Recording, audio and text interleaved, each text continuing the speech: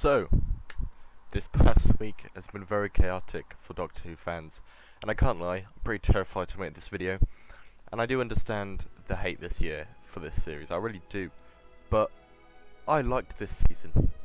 It's all my opinion, please don't dislike the video straight away. I'm going to give my reasons, and of course, if you hate it, that is fine, and I genuinely get it. I've understood everyone's points about this year, but I have enjoyed it. Don't get me wrong, I don't think it's perfect, but I think it's been overhated a lot, and if you disagree with everything I say, I respect that. I respect your opinions anyway. And to be honest, I wasn't going to make this video because I was thinking about doing an overall Series 12 review, but I've seen all the backlash and it's weirdly annoyed me and also amused me, and it's been very entertaining, if I'm honest. So to start with, for the series as a whole, I will give it a 6.5 out of 10, and here is my Doctor Who series list ranked, not including the specials, just the individual series. Okay, obviously spoilers here, so there's your warning. So, The Timeless Child was written by the boy Chris Chibbers and was the final episode of Series 12 and had the big reveal that regeneration was not originally from the Time Lords. A Gallifreyan found a child under this gateway to somewhere, and hopefully Big Chibbers will explore this next season. But the Gallifreyan explorer adopts this child and she falls off a hill in Gallifrey, but she regenerates, so then the explorer, as the good mother she is, experiments on the child, killing her over and over again to harness the regeneration for herself and the Time Lords. And so this is where I'll start.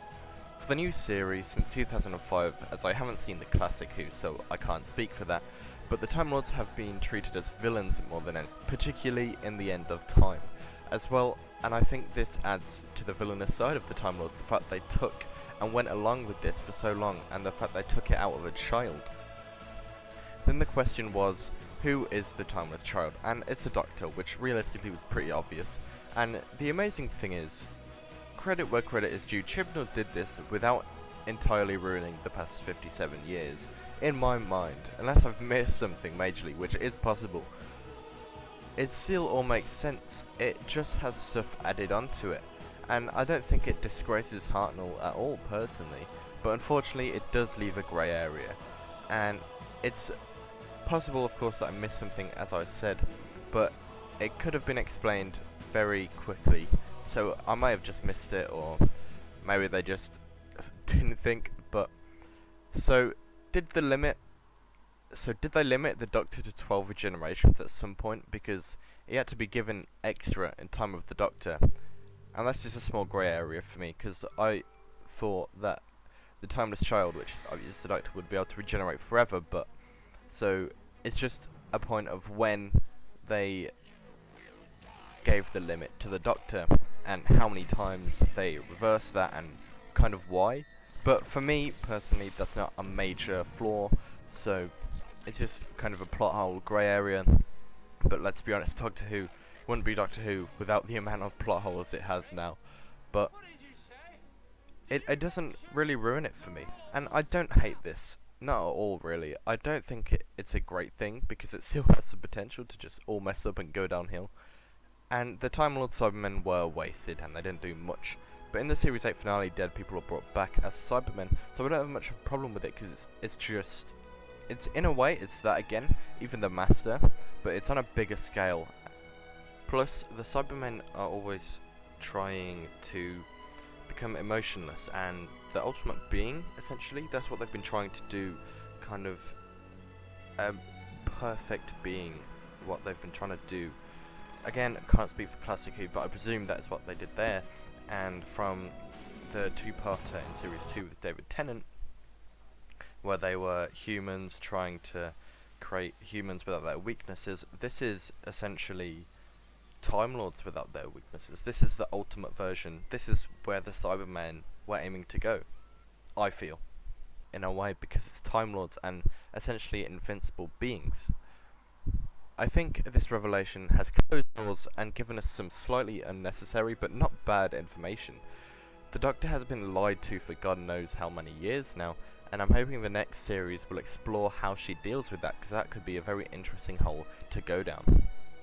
And I know Jodie Whittaker can act great. I haven't seen Broadchurch, but you can see how good she is in this show, or I feel like she is, especially when she's been playing the Doctor that is angry and upset. That is phenomenal. It really is great. In Spyfall Part 2, where she sees Gallifrey in ruins, that is an incredible piece of acting. And when she is angry in the later half, that is also great. With a show going over 57 years, you're going to have many missteps and problems multiple times. But you need to take risks, and people get stuck to a certain formula after a while, and with a new showrunner and female Doctor, this is still very new for the fanbase. It's only the second series with Chris Chibnall and Jodie Whittaker, and it's been 7 years since anything majorly big happened, I believe, with The Day of the Doctor. And the Doctor Who fanbase doesn't like change much, clearly. And understandably though, as well, I'm not digging at that. We have also been lied to, but we know why the Master destroyed Gallifrey, and there are tons of questions needing answers, but this has brought a change that I don't dislike. It's also opened up new opportunities for the show, and I'm excited for the next year and festive special. The amount of possibilities we now have is really exciting, and besides this grey area, the past 57 years have stayed intact. I don't think Doctor Who is ruined, and with Bradley Walsh and Tosin Cole leaving, hopefully that'll make some space for more of that good stuff. Hopefully the show doesn't get cancelled, and honestly, I don't want Chibnall to write the 6-year special. As you know, Series 11 is my least favourite, and this isn't anywhere near the top. But hopefully we still have one, and it doesn't get cancelled, because I love this show too much. Thank you everyone so much for watching. Feel free to burn me alive or crucify me in the comment section or whatever you want to. And because I know you will all hate me for liking this Time Lord origin and revelation, but this is just my opinion, and everyone has a valid opinion, to me anyway. I perfectly understand the hate for this, I just don't hate it, and felt like giving my opinion. Don't get me wrong, because it could still all go downhill, and honestly, I probably didn't explain it fully. If you don't think I did, I'll try and reply to comments and explain anything you don't understand that I've tried to say, because I am not good at speaking. But, as I said, thank you so much for watching this video, I hope you enjoyed, and I will see you in the next one. Take care.